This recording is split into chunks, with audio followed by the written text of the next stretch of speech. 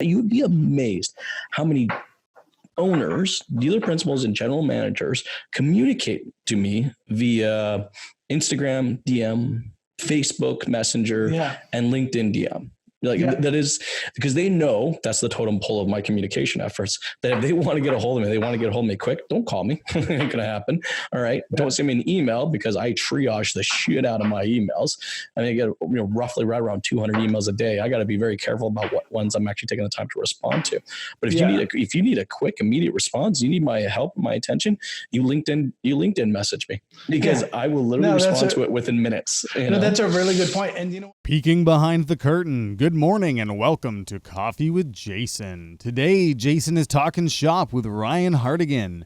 They'll be discussing the tips and tricks they use in their marketing campaigns and where they found success and learning opportunities in the past.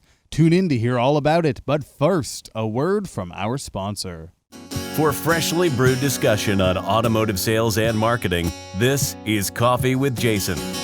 The Coffee with Jason podcast is sponsored by Closer's Coffee. For that full-bodied, rich, sweet flavor with a bright acidity.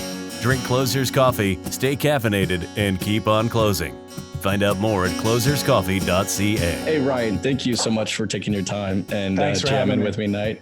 I really appreciate it. For everyone out there that don't know who you are and kind of what you're up to, can you kind of give us that 2-minute origin story that is Ryan? So my name is Ryan Hardigan. I manage the automotive agency.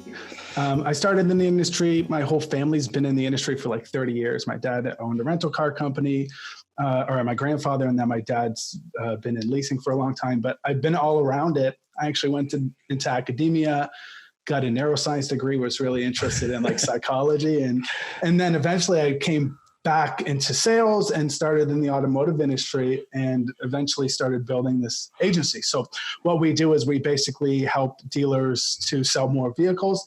And by doing, we actually charge the dealer per lead, but they pay ad management fees. So we have a really unique kind of pricing model in the space that allows us to get the lowest cost leads for our dealer partners.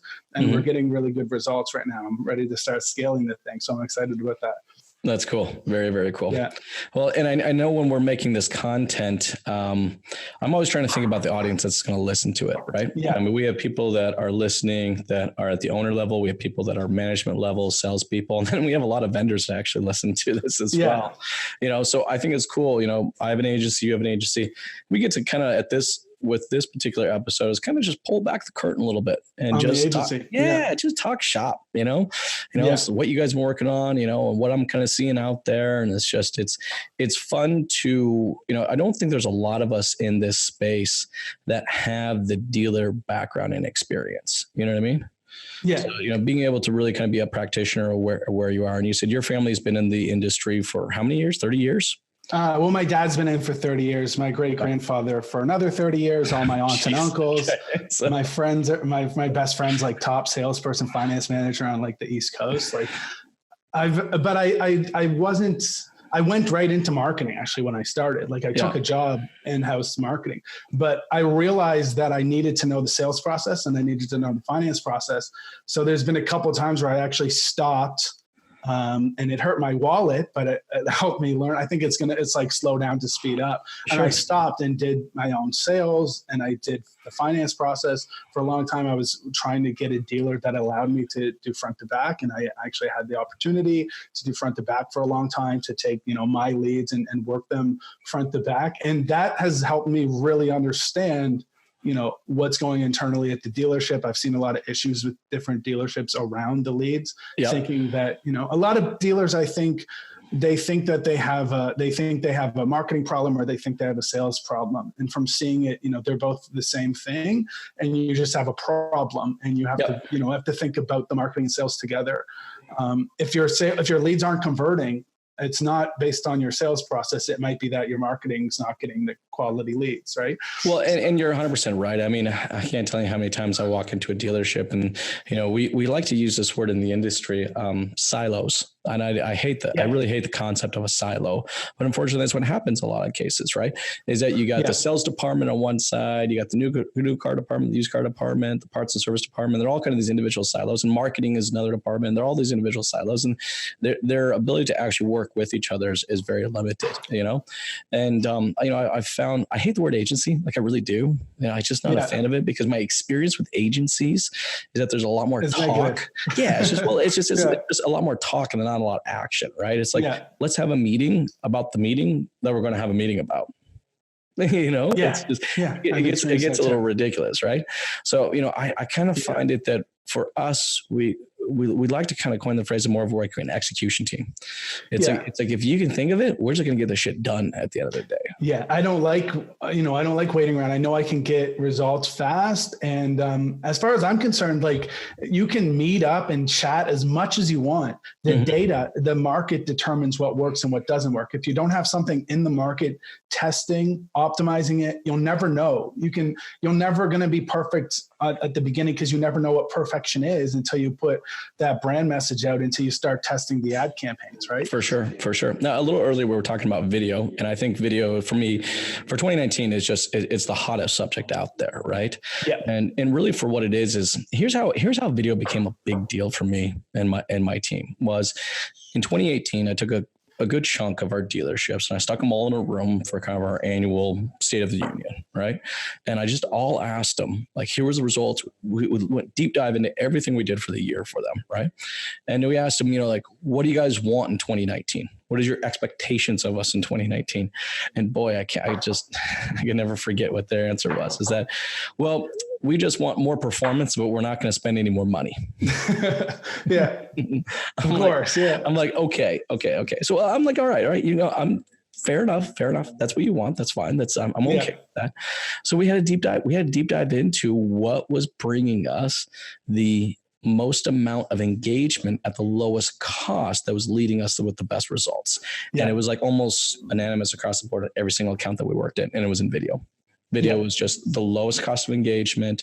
Our remarketing efforts based off of what the videos we watched, creating kind of a storyline of different videos that the customer gets to watch, you know, before we do the ask, you know. So it's like right now, I think there's a lot of agencies out there that will put an ad out there, and the first ad they put out there is just simply going for the ask. Call me. Yeah. Visit the website. Yeah. Something like that. Yeah. So you guys are probably running, you know, broad campaigns, broad audience, retargeting them to the next video in the series sort of thing. Yeah, that's right. We try to filter it down, right? And instead of, you know, we were talking about carousel ads, you know, earlier, you know, like our average cost on a carousel ad is right around $1.20 per click, you know. It's the quality of engagement's high, but the cost of engagement's also high, right? So, you know, if I don't have no beef with carousels, in fact, we use them on a pretty regular basis. But if I can bring higher quality traffic to the carousel beforehand, so we use videos, we may use 3 or 4 videos as a filtration process, you know, at 3 to 5 cents a view. That's what our cost per view is here in Ontario. I don't know what it is where you are, but that's what it's stupid. In fact, actually I have some dealerships that are so far up north, nobody does video.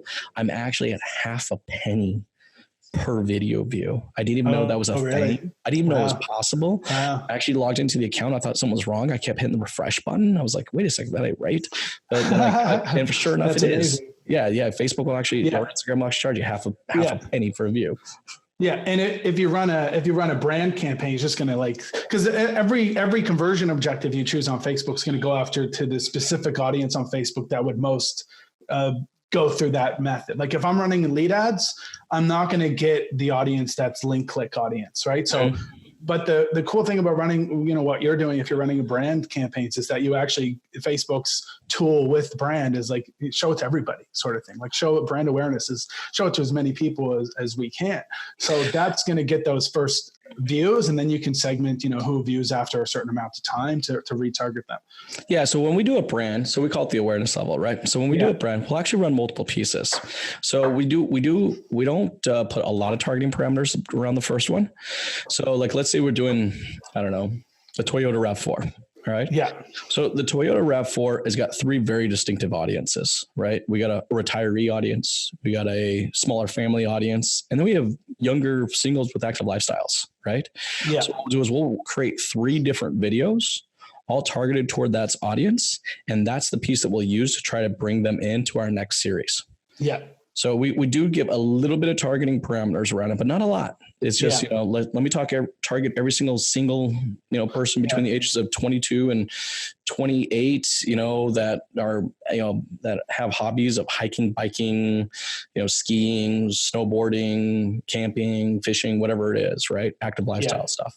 Yeah. And the power, I think, comes down to, the retargeting, the secondary message, especially when you consider that the AI in Facebook is so powerful now. Mm-hmm. Anytime you put an image up, they're analyzing. You can right click an image and see what the AI has found out to be associated with this image. It'd be like, female, blonde hair, wearing a dress. So the AI knows all that stuff. It's reading your copy. It knows everything about your ad already. And so oftentimes we see a lot of better results with, when it's the beginning ad, to do less targeting and allow Facebook to do it for us, as long as we know that the market message we're running with really resonates with the specific client we're going after. Yeah. So that's what we call audience specific creative, right? So that's where we like to start, and then we'll spend the 10, 15, 25 cents to figure out if they actually give a shit at all about what we're trying to put out there. Then we kind of take them down to that next level. So now I find that we'll move them into other formats like slideshows and carousels and lead ads. Actually, we've probably abandoned most lead ads. We're a lot on Messenger and the actual straight call function, like just the call now option. Yeah. Those are the ones, like, we still have some dealerships on lead ads. We were just finding that the quality of lead ads just weren't great. Like the individuals, like we got so many people back going, well, I never did that, or I'm not sure why I did that. Or it's like, seriously, you literally had to push like 3 different buttons. Look, the text said right there that someone's going to call you if you hit this button. Anyways, but I think that also depends on your demographic, because we do still have some dealerships that are heavy in lead ads and crushing it. So I think it just depends on the well, if I run lead ads, I try to get them engaged in a Messenger conversation immediately, because the reason that clients do that is because they get what's the word for it? Cold feet sort of thing, right? So they wanted to talk to a dealership yesterday. Today they don't want to talk to you, and that's why you follow up with a cold lead. Next week you get a hold of them. That's why they tell you to keep following up with the leads, because you never know when you're going to get a hold of someone who last week didn't want to talk to you. And so oftentimes, when we generate the lead and there's a waiting period, then there is that the ability for them to get cold feet when you start reaching out to them. Also, with the lead ads, their level of engagement, their level of how much they've communicated with your brand allows them to opt out easier. Oftentimes they can more easily say, I didn't fill out that form. I don't know what you're talking about. Yeah, it's a lot different on Messenger when you literally just plop it right in and you're in it. The format that we've actually found, so we've actually started to replace lead ads with a Facebook Instant Experience.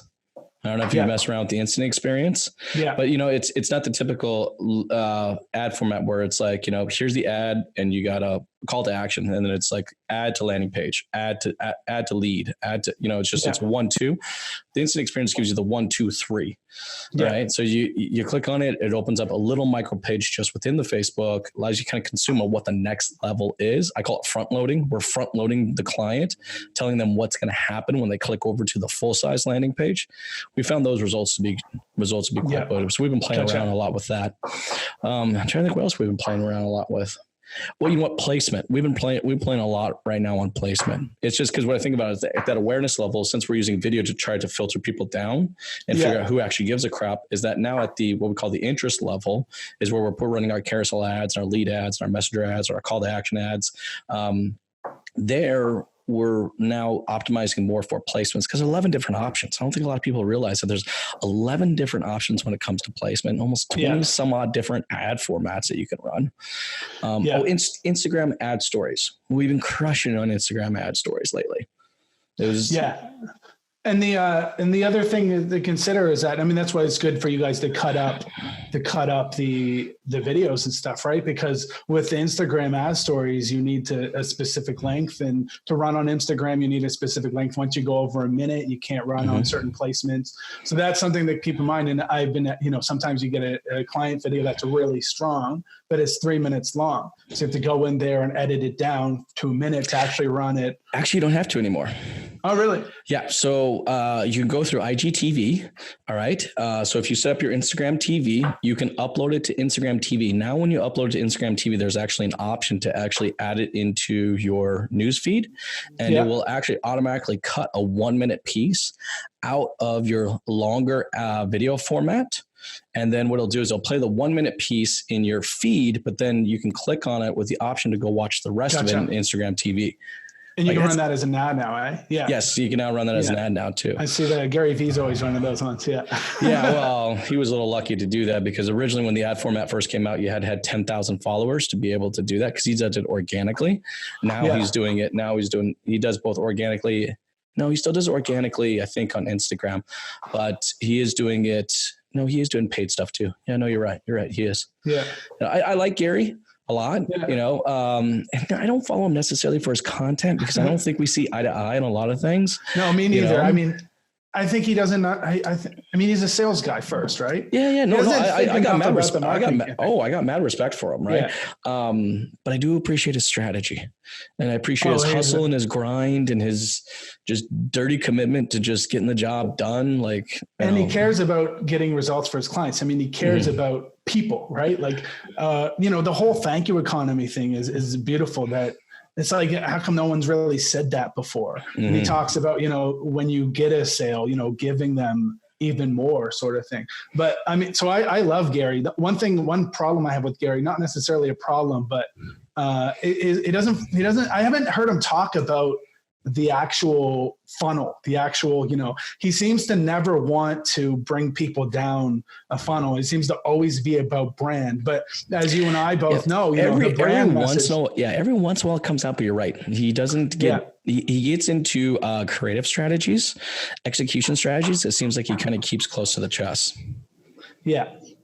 It's not like what we're talking about here. Like right now, we're literally giving away the farm. But honestly, I'm a firm believer in that, really, at the end of the day. No, I am too. And sometimes you got to keep checking with yourself, I feel like, because it's scary to do that. But I do believe in that too.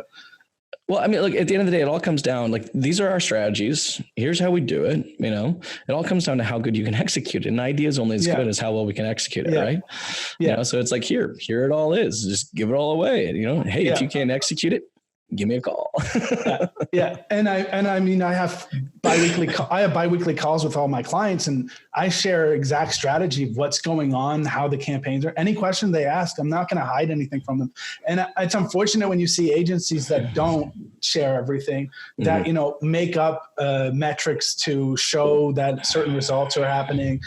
I've seen a lot of, You'd be so much fake shit I see out there. A bunch of stuff. And a lot of agencies will manage the metrics so that it shows certain things. So for instance, they'll run a campaign for the specific dealer name to show you that, their click-through rate's really high.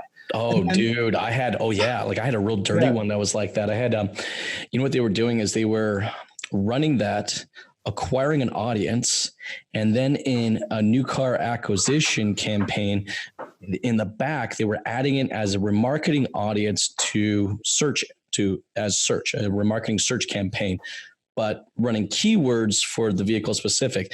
So the CTR rate was just whoop. And it was just like, I'm like, that's dirty. Yeah. That's just dirty. But you're right though. But also look, I do give the dealerships a little bit of a hard time here too, right? Yeah. It's just because we have to talk about, so that's actually let's talk about that. That's a great place for us to go, right? For all of the managers or owners out there that are in charge of their marketing, what should they be looking at to ensure? So I literally just had the conversation the other day, actually, with a client. Actually, the funny thing is the client reached out to me and goes, I have a dealer friend out in Vancouver that's having this problem. Can you look at his analytics and help me figure out if they're screwing him over? I'm like, sure. But what do you think? What advice can we give to a dealer? What should they be looking at to ensure their agency is actually on the up and up? Well, I mean, the first thing I said here was that I'm big on personal development. I think one of the main things that stop a dealer from being able to figure it out is the belief that they can't. And so a lot of general managers are like, I'm beyond the time of the, I don't know the digital stuff. I don't have Facebook. I don't get it. And that belief that they can't understand it limits them from ever actually understanding it. And so I think the first key for a dealer is to let go of that belief, at least look at it a little differently. Why do I believe that I can't understand digital? And is there a way for me to let go of that belief? Is there a way for me to challenge this belief? Because that belief's not based in reality. They can understand digital. And so that belief needs to be let go of first before anything else can happen. Once they let go of the belief, they just need to find someone that can actually show them and is willing, like me and you, we're transparent with the dealers. They need to find someone who's going to actually be transparent with them, to share with them how it works. And I've done consulting sessions with dealers that have been like, listen, I want to, I need to learn this. I've had a dealer in Ontario fly out for 2 days and I showed everything to her. And afterwards, afterwards she still wanted me to manage it because maybe it was too much, but now we can have a conversation that we can keep optimizing results now because she spent the time to look in it, to accept that it is something she could understand. Sure, and that opening up that potential changes everything, right? It does. And I think it's like, what do you got to look for right out of the gate? And I think there's a few things that we should actually take a look for. If your agency is asked, there's this one question, and I hated this question, by the way. And when I had my dealership, I got consistently asked this question from my agency because I got so busy owning the dealership, running the dealership, that I didn't have time to actually do my own marketing. I actually had to hire some people to do it, which was very difficult for me to do. Yeah. But they asked me this really, really stupid question. And I think if you ever hear this question asked from your vendor, your agency, you need to run for the hills right away. And that is, what do you want to advertise this month? They would ask me, what do I want to advertise this month? Oh, yeah. I'm like, that's the dumbest question in the world. What do you mean? Like, you're the fucking expert. What are you asking for, right? It's like, I think what it is, I think the appropriate question, and this is how you know you got the right person working with you, is they don't ask that. What they ask is, what is your goal and objective this month? What's your goal and objective this quarter? All right. Let me really, truly understand where you're trying to move the needle, and then let me start developing out strategies that's going to help you move that needle in those spaces. Yeah. I mean, I've seen ads running for cars that the dealership doesn't have freaking inventory of. Yeah. Send them to a ghost page. I've seen that work, actually. I've seen dealerships scale with the ghost inventory. But I'm like, what the hell is this? Like, you don't even have this vehicle. What is it? But it's because their agency is like on autopilot or something like that. And it's like, I've seen, I chatted with a potential client last week. I actually chatted with the marketer at this dealership. But so this is what's interesting, because this is a marketer who seems to really know his stuff, but now they're still working with a dealer, with an agency, and they manufacture relationship with the agency. They have to keep them on. But the agency, we were looking at the agency campaign, and I was like, how much of this did you do? And it was like, no, the agency got us to do everything. And then they just ran it. I'm like, this is ridiculous. Like, they wrote the copy. Yeah. They're running like 2 or 3 ads that the marketer wrote. And it's like, when does co-op dollars become a bad thing, right? Like, we've got, I think the manufacturers don't get me started on co-op. Yeah. I could do a whole episode on.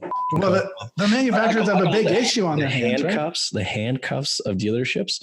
That's what I call co-op. Yeah. I just kind of replace the O's and just put a little line across it, and then stick your hands in there. That's co-op. You're stuck. Frickin' co-op.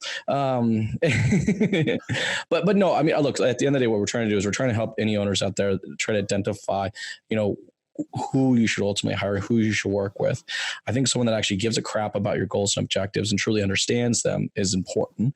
And, that company does need to have some operational understanding of who you are as a business. I mean, I have no problem admitting that it has been pretty much our fundamental, or one of our fundamental keys to our success is that I have this operational understanding of everything that goes on at the dealership. So, it's like I can go in, and for me, I'm a little weird. I can really look into I can literally stare at a profit and loss statement and say, here are the 3 or 4 places we need to go work on right now. And, it's like, but for me, I also think that if your partner, because I think partner is the right word, right? I think that's what dealerships should be looking for. The partner, I've tried to, and I've done everything I can to decrease chances of incentives not being aligned. I think that that's one of the most important things is aligning incentives. And so that's why I've priced my business model differently, because I have a little bit of an issue with the management fee because I feel like incentives aren't aligned with growth. So if I have a management fee monthly, my fee changes based on growth, right? So if I have a monthly management fee with a dealer, what's the incentive for me to keep growing that dealer's results month upon month if I've got all these other clients? And what's the incentive for me to not sign on every other dealer in their region? So that's an interesting way to look at it. I mean, it's funny because we're the opposite. We're a complete flat fee. Yeah. And the reason I went that direction was if you spend $500 on a campaign, or you spend $5,000 on a campaign, my workload doesn't change at all. Like it doesn't change. Just straight up doesn't change. I still have to do the same amount of work no matter what, right? Yeah. So we kind of went to a flat fee model. Now, on the other side, what you're talking about, and I like what you're saying because it's based on growth. See, I tell all of my dealerships, I got no contracts, no commitments. I have a reputation. I'll tell you right now, it's a dirty reputation. It's a complete lie, but I have a dirty reputation of firing clients. And I don't fire clients. I'll just tell you that right now, but I do break up with them. And I have the tendency of breaking up with them pretty quick. And the reason for that is because when we put these strategies together, it's like the dealership's got their responsibility, their part of the strategy that they need to execute on. And then my team and we have our part of the strategy. But if they don't do their part, I'm pretty damn fast about just walking away. No, I completely agree with you. I don't think, because it's more of a headache and especially with my model, and just in general, I think any business shouldn't work with clients that are not good. But with my model, I don't need to sign on every dealer. I need to work with dealers that I like. And I've had issues in the past you mentioned earlier about the agencies that go to the dealer and say, what do you want to run this month? Yep. And that goes to a place where I've had issues in the past where dealers have told me this is what they want to do before I don't ask them. They say, okay, we want to do it this way. And I've had to come back and explain why this is just not going to work. And when I first started, I wasn't good at that. Like I would be like, oh, I can't explain to them why this is stupid. And I run it anyway. And lo and behold, it doesn't work. Like I remember there was a client in my first year and I had the campaign set up. It was for a Canada Day sale or something. And they wanted to run it to a specific landing page that they had on their website. And I was like, listen, that landing page won't work. Like we're not going to be able to convert anything. This dealer was a smaller dealer. They didn't want to give me access to the website to make any changes to the website. So I couldn't optimize where traffic was going. And so we ran it anyway. And click-through rate was great. We've got like 500 clicks. And then no leads because the website didn't convert. No one wanted to fill out a form. They were trying to get full credit apps and in a poor way. And so, it didn't work. And so I've made mistakes in the past to get to a point where now if a client ever wants to do something, even something small, and I just know it's not going to work or it's going to harm results, I won't do it. I'll let them know, that's not going to work. And I don't run campaigns that aren't going to work, because it doesn't make sense. I've set up a process in place whereby I get paid more if results improve. So, and I think that's key. I think whatever vendor, whatever agency you guys out there decide to choose to work with, is that their pay structure needs to be in line with your guys' goals and objectives, right? So it's the way that you have yours structured, it's the way that we structure ours. It's in the benefit of the dealership, not directly in the benefit of ourselves, right? Yeah. I like the monthly management fee, and there's been thoughts in my mind, like maybe it's the way to go, but I think I'm on a good step now, but I don't like. Oh, sorry. What were you going to say? No. I was going to say the reason that we did that is because leads are changing. I implore anybody out there that's in the lead industry to start looking for new jobs. Because there's just not enough value anymore. So you got to understand, at one point in time, people were filling out inquiries because there wasn't enough information online, right? There's not enough value for people to fill out these inquiries anymore, right? These form fills, these quote unquote leads, and you know how I feel about the word lead, but it's just like, so, I mean, I work with some really big dealer groups and we're just watching the count of leads go down and down and down, but their sales are still going up and up and up, or at least staying flat. So there's not necessarily a correlation anymore with the amount of leads and the units that you sell. Yeah. And that's the big issue in the industry, right? Because everyone's so focused on leads. Nobody wants to fill out their information anymore, because anyone who knows what it's like to have, Capital One try to sell you a credit card a year after you fill out a form. Exactly. And then have the lead generator, it won't mention them, call you again 3 months later and 5 months later. When I started, I went through lead forms of the lead generators, right?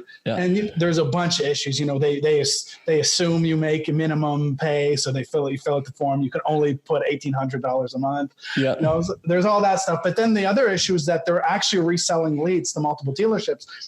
We put in, me and my friend, this salesperson I mentioned earlier, we put in information. It's 3 years now. He still has dealerships calling that number that he put in there. Oh no. Yeah, it's ridiculous. How many times are they going to sell the same client information? And so now people know they don't want to fill out those forms, right? So it makes it even more difficult to do the lead thing. So I do know what you mean. I think it's a big issue in the industry right now, and it's gonna stifle. It's just going to continue to grow and grow and grow. Yeah. So we've started something new, and I know that we're not just going to be the only agency out there doing it, and I'm assuming everyone's eventually going to get on board. Is that we've now taken a very vested interest into the people that walk through the door. In fact, I've actually come out so much as far to say is that I will take responsibility for everybody that walks through the door. But once they're in the door, it's your responsibility, unless you want to hire me to come sell the car, because I probably will. Yeah. It's just, but it's true though, right? And the cool thing is by taking that responsibility on, it holds the dealership accountable that they actually have to provide me those reports in the first place. But I mean, I can't tell you how many times we've ran a campaign, and for all intents and purposes, the campaign was a great success. Like, we look at every single KPI, clicks and click-throughs, impressions and engagement and watch times and interactions and lead forms, and everything looks fucking beautiful on this thing. No one comes into the dealership, right? Yeah, so, we're looking for that long tail strategy that's going to nourish and bring the person through the door. So if they're spending $2,000-$3,000 on a campaign, and within the first couple months, if I can't start moving the needle, then something's wrong. If I can't move the needle, if people are walking to the door and inquiring about that specific product or that specific model, like something's not adding up. Either my message is incorrect, or who I'm targeting with the message is incorrect. Yeah. And that's why I agree with you. Agencies need to focus more on getting that conversation started, because just the lead doesn't do it. The lead doesn't pick up, right? So it's always important to keep focusing, keep iterating. And if, agencies like us are at that next step and other agencies aren't, it puts us a foot ahead to make sure we're actually focused on trying to get closer and closer to the sale, trying to get closer and closer to ensuring actual results for our dealer partners, and not just ensuring that, we've got these cheap leads. These cheap leads aren't the best quality leads either. That's another thing in the industry. Is like, how low can you get my lead cost? Well, if I got you $10 leads, maybe like there's a 1% close rate. What if I got you $100 leads and there's a 50% close rate, right? Everyone wants cheap leads, but you've got cheap leads. You've got your desk of, cold leads. You don't want those ones. You want actual return on investment, right? Well, and it's kind of like, I had a dealership earlier this year, and they just came to me and they're like, Jason, you know what? We just need more leads. If we just had more leads, we'd sell more cars. And I couldn't hold back. I'm just like, that is so far from the truth. It's absolutely ridiculous. You can't handle the fucking leads that are coming through the door right now. Yeah. Like, I mean, I think of it like and I know I have a tendency to bash on dealerships, and it's look, guys, I'm not bashing on you. I just have high expectations, right? And it's all within good faith for you guys to continue to grow as a business. But the bottom line is that when we come out there and say that we closed at 30% or 35% and we're proud of that, I don't get that. if you were a professional athlete and you only were able to perform 25% or 30% of the time, you wouldn't be freaking employed by that professional sports team. But for some reason, we think that's completely acceptable in this industry. Well, I mean, the issue is that I think the issue is that most dealers believe that because someone expressed interest, they need to buy now. Yes. And so they ruin the potential sales that are going to happen at the end of the month, next month. Anyone who fills out a form or even expresses interest in a dealership is looking to buy a vehicle. You can sell them a vehicle. And so there's no reason why that's a lost lead, because on the first conversation, they weren't looking to buy now. And so I think that one of the issues is that there's not proper practices in place for the CRM follow-up. The problem also is the turnover rate in the industry. So why would a salesperson ever consider long-term value for the sales when they're not going to be at that dealership next year?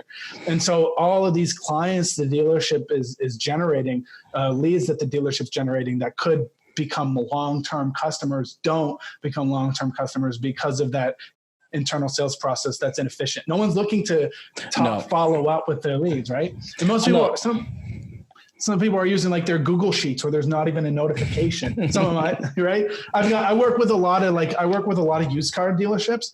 I like when there's a focus on used for what I do, because with new, usually I find with new, what makes most sense for the dealers is Google AdWords and stuff.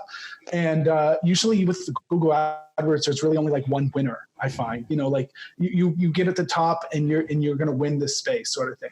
I like my used car stuff. I like my Facebook stuff. That's my bread and butter. But yeah, I find that a lot of times there's not the proper CRMs in place for them to be tracking what's going on with those leads.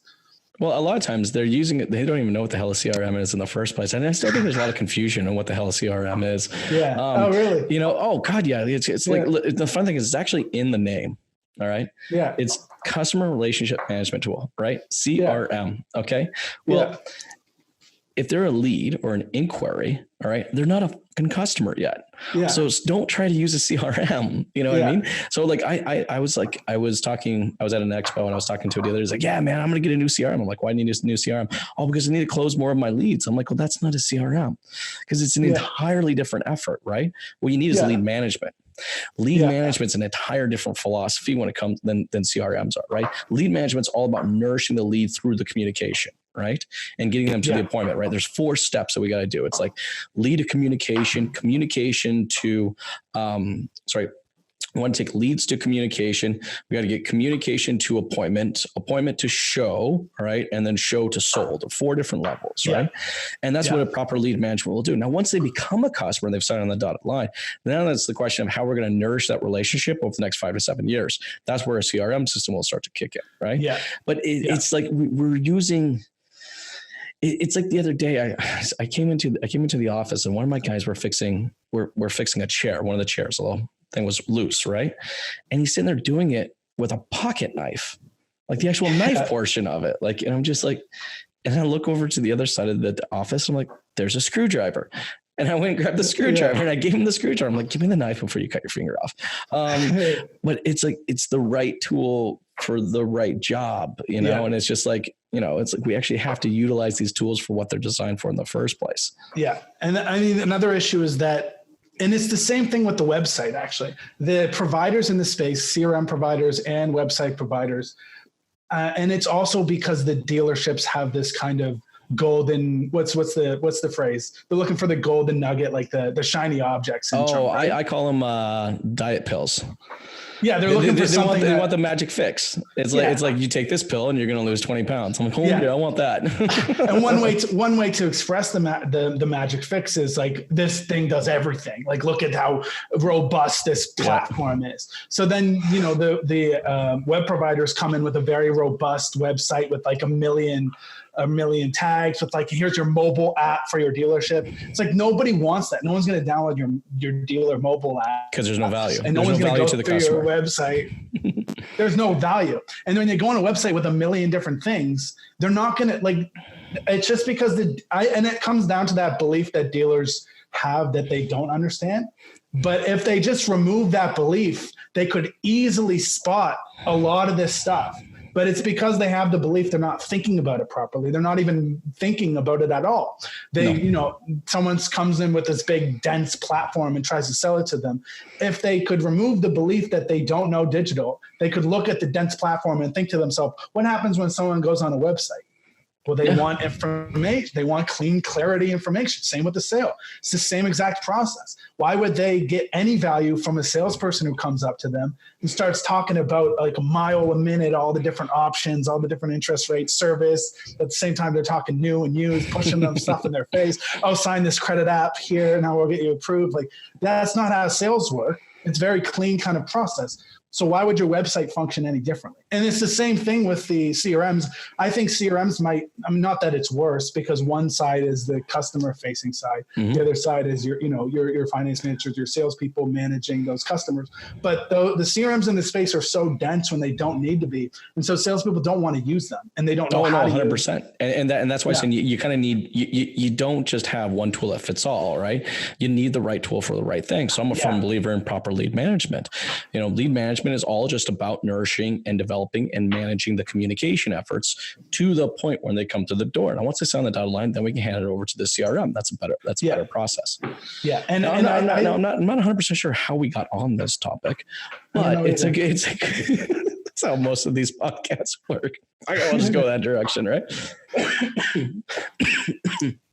Another thing, I think this is an important thing to talk a little bit about is the actual follow-up associated with, my focus is on leads, but even if it's not leads, if they're messaging or they fill out any kind of inquiry form, the salespeople need to know what process that person went through before they reach the dealership.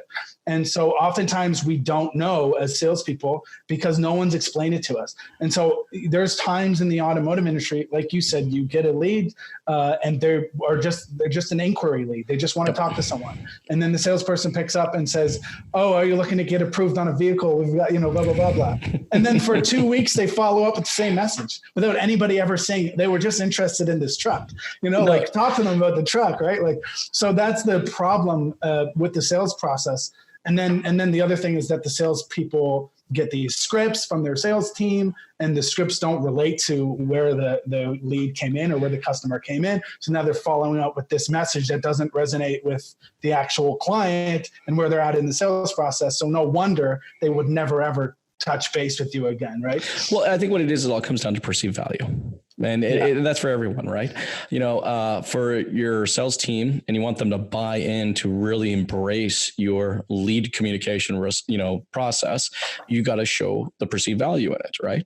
For the customer to call you back or to respond to your email, well, there has to be some perceived value in them taking the time to do so.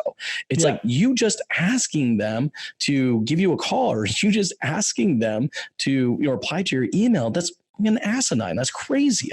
There's no, right now I'm actually in the middle of the process of buying a vehicle. All right. It's not any vehicle. It's a very specific vehicle. There's only like 3 dealerships in the entire country that actually sell the damn things. Right. So I don't have a lot of options, unfortunately. Yeah. Right. And I drove 3.5 hours to go take a look at this vehicle. Right. And needless to say, we couldn't make a deal happen. But, I got a follow-up phone call from the manager the other day. And literally the message was, hey, when you get a chance, call me back.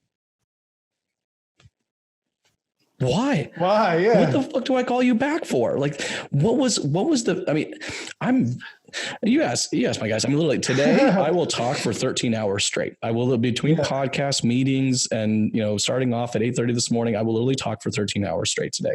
All right. For me to take 15 minutes and give you a call, or 10 minutes and give you a call, there better be some value right there for me stopping my day, stopping what I'm doing. All right. And respond back to you or call back to you. It's like, I think for everyone, but that goes the same thing even with our marketing efforts, right? It's like we put an ad out there and we have an ask, but what's the perceived value in it? Like we're just constantly asking, the customer's asking us for something, we're asking the customer for something, and no one in between is providing any perceived value. Yeah. And I'm big on, because I've done the sale myself without being trained. So when I went into the dealerships, I always started with my own leads. So I don't have any bad traits associated with my sales process. And it was very clean and very authentic, and leads didn't leave, right? Like I didn't really lose leads once they started talking to me. And it's because I met them where they were. It's because it's part of it was because I really knew what campaigns were running, but it's not hard for a salesperson to know. And I get all this salespeople to check which campaigns are running. And every time a lead comes in, it tells them, where they came through.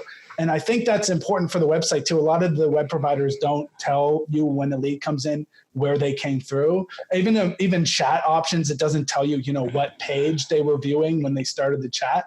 That kind of thing is important because that's really the start of the sale. And if you don't know what happened, then how can you continue the sale? It's like plopping me into the middle of a sales conversation where you're, I don't know what car you're being sold on. Yeah, but not only that, but they ask for like the stupidest information in the world. Like, I can't believe that it's 2019 and we're still asking for email addresses. Like, what the hell? I have 5, maybe 6 different email addresses. Yeah. All right. And like, who the hell checks their email? Open rates on emails are like 20% or lower. I mean, so let me ask you for the communication line that you barely ever check and you have the opportunity to actually turn off at any given moment. You have 6 different channels because you probably have at least 4 or 5 or 6 different email addresses. And if I haven't given you enough value for me to give you the number 1 email address, good luck if you're going to check the other email addresses. Yeah. It's like, it's crazy to think 2019 and website providers out there in their form fills are still asking for that. They're not asking how they want to communicate. You would be amazed. You would be amazed how many owners, dealer principals, and general managers communicate to me via Instagram DM, Facebook Messenger, and LinkedIn DM. That is because they know that's the totem pole of my communication efforts, that if they want to get a hold of me, they want to get a hold of me quick. Don't call me. It ain't going to happen. All right. Don't send me an email because I triage the shit out of my emails. I mean, I get roughly right around 200 emails a day. I got to be very careful about what ones I'm actually taking the time to respond to. But if you need a quick, immediate response, you need my help, my attention, you LinkedIn message me because I will literally respond to it within minutes. That's a really good point. And you know what? I never thought about that because oftentimes in my automotive journey, I always come to these little light bulb moments of like, that's what they do in the industry. That doesn't work, sort of thing. So I mean, that gave me a light bulb moment because I've been in so many dealers where they do like 3 for 3, and they're like, do the phone call, do the email, do like the text, and make sure that you do that every day. Yeah. And it doesn't work. Like I never did it that way. It's every form of communication that we actually don't respond to. Yeah. And but the idea is like, why would you hit them on every form of communication when they already got your text? They already got your phone. They got your voicemail. They have their phone. If they're not answering this, they're not going to answer your email. They're not going to answer. Because there's no value. There's no value. It's like literally, I've seen the text messages that go out. Hey, Mr. Smith, how are you doing? When would you like to come see the vehicle? That's a great choice. What the? But then they go, well, the lead never responded back to me. Again, you know what it is? And I think this is actually a great place for us to kind of wrap up here. It's because everything right now is being circled around perceived value, right? Like earlier on, we were talking about, we were talking directly to owners saying, how do you choose a vendor? How do you choose the right vendor? You know what it comes down to? It all comes down to perceived value. Yeah. Do you perceive that the vendor or agency you're working with is bringing you that value? And for us, we agreed it's all about becoming a partner, understanding their goals and objectives, right, and developing out from there. It's no different than in our ads. We talked a lot about creative. We talked a lot about ad strategy here. But again, at the end of the day, people are only going to engage with any of your ads if there's actually some value for them to actually engage with it. All the way now we're back down to leads, for the customer respond to the lead, or even the salesperson bitching about the customer not responding to the lead. It all comes down to just perception of value. Where's the value to the customer to respond to the leads? Where's the value for the salesperson to continue to follow up with these leads? It's just if we can start changing these perceptions, right, then we can start developing out better goals and objectives, or better processes as well. Yeah. And so I just wanted to make this note. What do you want to add to that? That I think that part of the reason that sales and the process is done poorly is because salespeople haven't convinced themselves of the value of what they're doing or found the value associated with it. And a lot of salespeople are like, I'm selling vehicles, it's not valuable, I'm ripping people off. They believe that. And, maybe at some dealerships, that's what you're doing. But not every dealership functions that way. And not every purchase of a vehicle is negative. And a lot of people walk away with their vehicle extremely happy. You build your credit if you get into the right car loan. So I've seen a lot of people and starting their sales position with a negative belief of what they're doing, and it doesn't help. And it causes them to never open and be authentic through the sale. Sure. And so they don't even think about value because they just have a belief that it's not there. And then that's what I'm saying. Like either we have to, as salespeople, we have to actually define what that value is for us as individuals, or it's up to management and up to ownership to generate. And we were talking about before about turnover and revolving doors kind of thing, is that you're just not providing your staff maybe enough perceived value for them to continue to do this effort, to continue to work this hard. Hey, Ryan, thank you, man, so much for jamming with me tonight. I had a lot of fun with this. For everybody out there that would like to learn more about what you do and how they can connect with you, what's the best way to do so? So you can go to our website, which is ordermotiveagency.com. So that's ORDERMOTIVE agency.com, bringing order to the automotive industry. You can see the packages we offer there, and you can see, what kind of results we've got. There's testimonials on that site. So you can see, some stellar testimonials we'll have from past clients. So that's how you get a hold of me. Awesome, man. Hey, thanks again for taking the time to jam with me tonight. This has been a blast. Thanks, man. We'll talk soon. Take care. Yep, you too. We covered a bunch of great topics today. What stood out most to you? Be sure to let us know in the comment section below. And don't forget to like the post and share it to keep the conversation going. You can follow Jason on all social media platforms by following Strategy with Jason. You can find him pretty well everywhere you can share content. I hope we were able to get you thinking. And until the next time, this has been Nathan with Digital Dealership Solutions. Have a great day.